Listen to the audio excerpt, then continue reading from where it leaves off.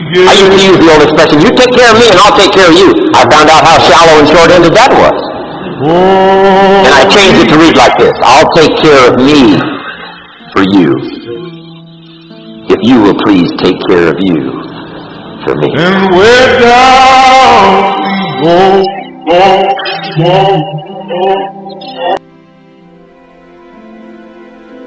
It is the belief in oneself, the confidence to take action, and the resilience to overcome setbacks.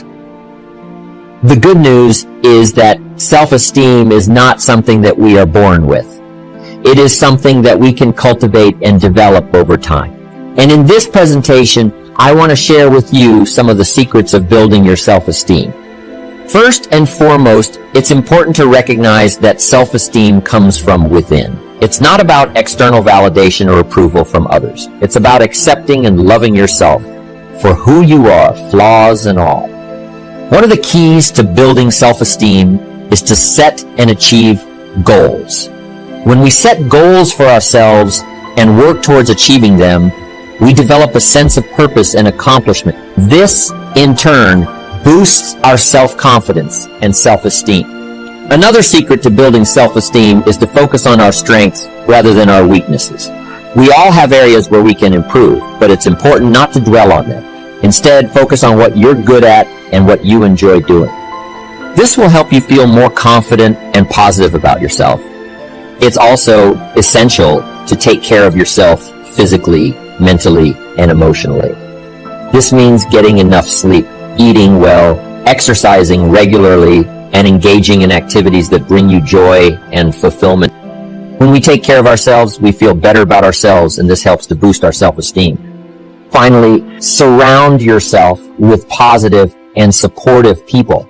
The people we spend time with have a significant impact on our self-esteem. So it's important to surround ourselves with people who encourage and uplift us. How we feel plays such a major part in our future. First, it's what we know, so we can make wise decisions about danger and opportunity. First, it's how you feel about the past.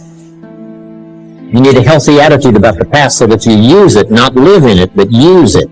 Not carry it like a burden, but let the wise lessons you learned from the past now serve as fuel to furnish the future. Next, a good attitude about the future. You got to set your goals. We look back for experience, but we look forward for inspiration.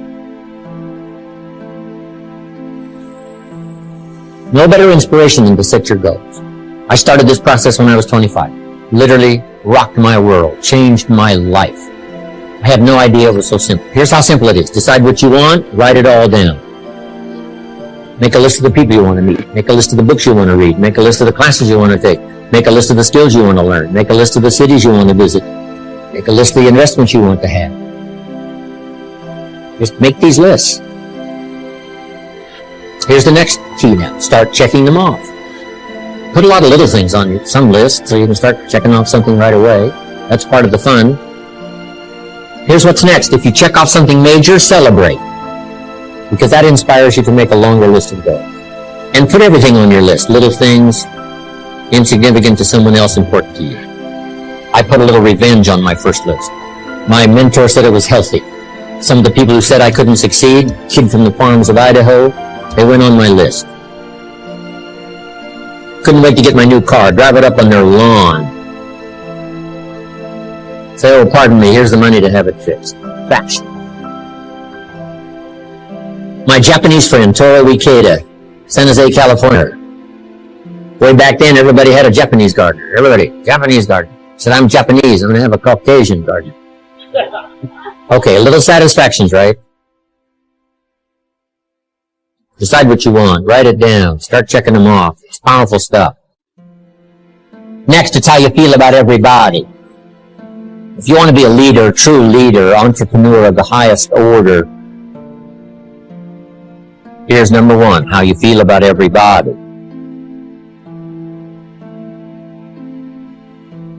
You cannot succeed by yourself. So a unique sense of appreciation of everybody goes with the territory of leadership. One person doesn't make an economy. One person doesn't make a symphony orchestra. takes everybody. For this gathering today, all of you had to be here today. Everybody. If one of you were missing, there wouldn't be this many people here. Everybody to make something work. For the office. Whatever. The enterprise takes everybody. The gift of America is everybody who came over the last. No country has become such a depository of the gifts of the world like America has over the last 200-300 years. People coming, bringing their gifts. Gift of language, gift of learning, gift of politics, gift of government, gift of medicine, gift of healing, gift of music. All this came in steady streams from all over the world, making us unusual because of the gifts that were brought. And to understand that and appreciate it now gives you open access to the market that's available to make your fortune. Now what I love to do is go back where these gifts came from. Not long ago I was in Rome, had 1,000 people. Someone suggested, Jim Rohn loves the music of Andrea Bocelli, the blind opera singer from Italy. So when they introduced me, I walked to the podium and all 1,000 of these Italians stood up and sang for me one of Andrea Bocelli's songs. In true Italian style. Weird. I described it to my grandchildren later. I said, here was the scene. A choir of 1,000 and an audience of 1. And that was me. I thought, here's where some of these gifts came. The gifts. So learn to appreciate the gift. Nothing more powerful than self-esteem, which the greatest steps towards success come from self-confidence. And that comes from self-esteem, doing what you know you should, so that at the end of the day, you have high self-esteem. It is my pleasure to be here today to talk about one of the most significant roadblocks to success. That roadblock is the habit of making excuses. We've all been guilty of making excuses at some point in our life. But the truth is, excuses are nothing but a self-imposed limitation that prevent us from reaching our full potential.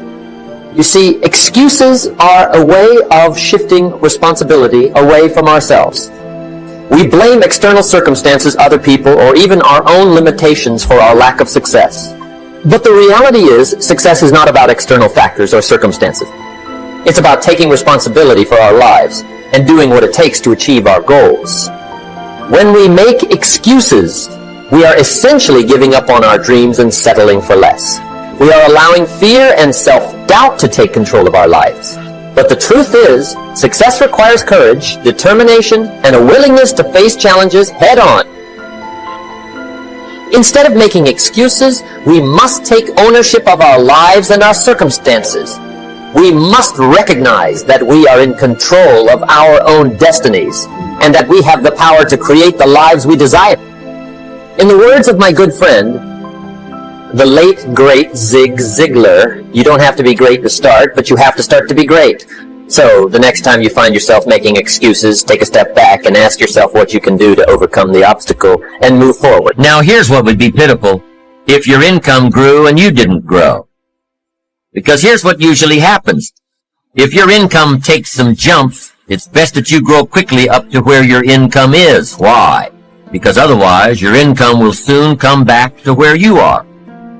I'm telling you, success doesn't want to hang around an incompetent person. That's the problem with winning the lottery. The lack of self-development to be able to master it and keep it. And now the fortune is bigger than the person, rather than the person being bigger than the fortune. You see, that's what's challenging.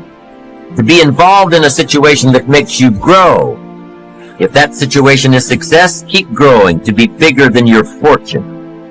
If that situation is failure, keep growing until you're bigger than the problem. Keep growing, keep becoming, keep doing it until. Success is something you attract by the person you become. Once I understood that, I changed my whole method of operation. Success is something you attract by the person you become. Success is not something you pursue. What you pursue usually eludes you like a butterfly. something you go after that you can't catch. Success is something you attract like a magnet by the person you become. To attract attractive people, you must be attractive. To attract powerful people, you must be powerful. To attract committed people, you must be committed. Instead of going to work on them, you go to work on yourself. You work harder on yourself than you work on the job. And if you become, you can attract. The whole key is to make yourself valuable. The key is to make yourself attractive. The key is to make yourself skillful, competent, willing, powerful, unique, sophisticated, cultured, being able to manage, in control, healthy. The whole key really to the future is personal development. Because the greatest gift you can give to someone else is your personal development, self-development, self-investment.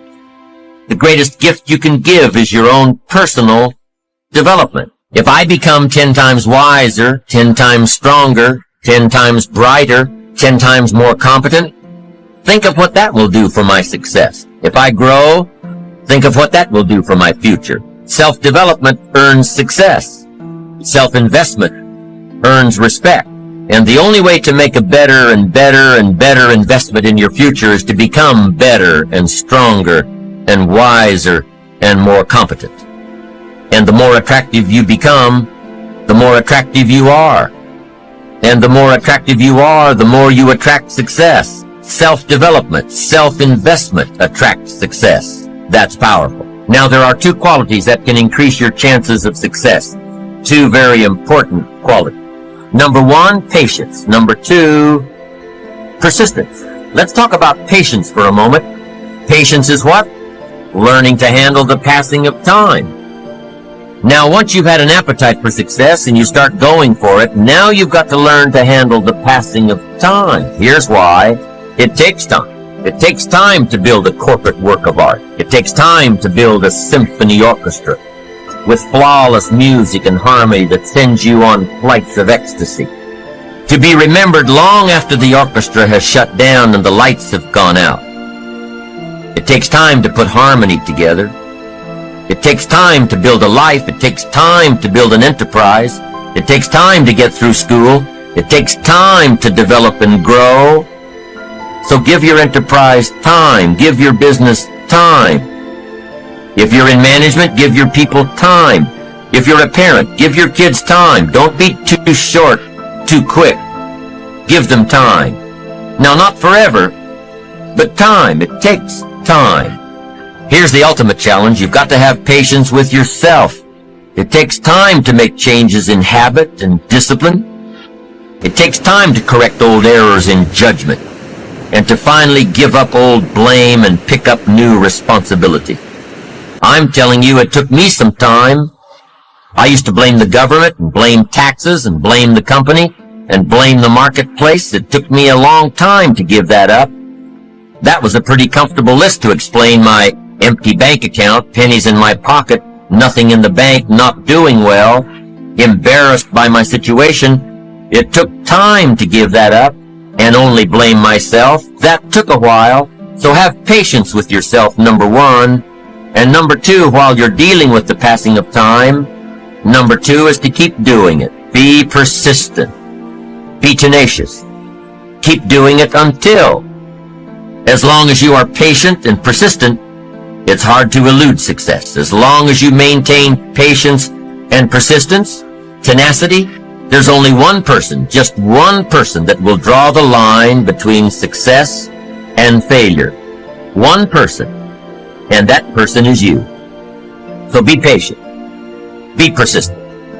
You need both patience and persistence together, and here's why. Lack of patience is probably the worst enemy of ambition. While your ambition keeps growing, keeps moving, keeps looking for new ways to succeed, impatience tends to grow frustrated. Impatience won't allow for persistence. Impatience wants to give up. Impatience calls discouragement failure. But your ambition won't let you give up so easily, not if you're persistent. What others may call failure, ambition calls a learning opportunity, a chance to make adjustments along the charted course to success. Ambition knows something else too. Ambition knows that the longer the achievement is in coming, the more valued it is. So let me give you a few aspects of patience, some examples that might help illustrate just how valuable it is. There are 6 aspects of patience, and here's number 1. Knowing when an opportunity is right and when more preparation is needed.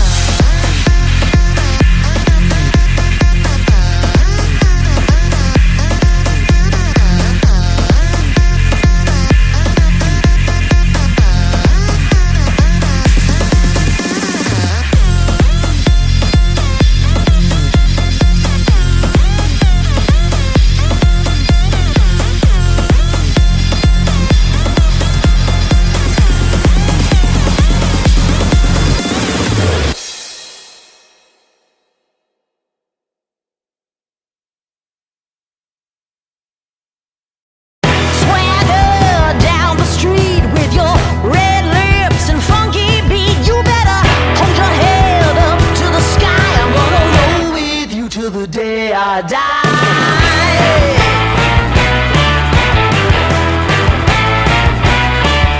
Hey, swing those hips around. Can't stop, roll back down. My ladies, short, tall, thin or wide, always down and ready to ride.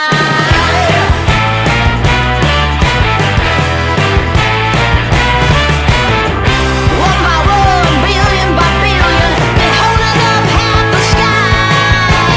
Raise your hand if you're ready and willing, if you know it's time. Time for a girl on time. Time for a girl on time. Time for a girl on time. Whether you're ready or not, time for a girl.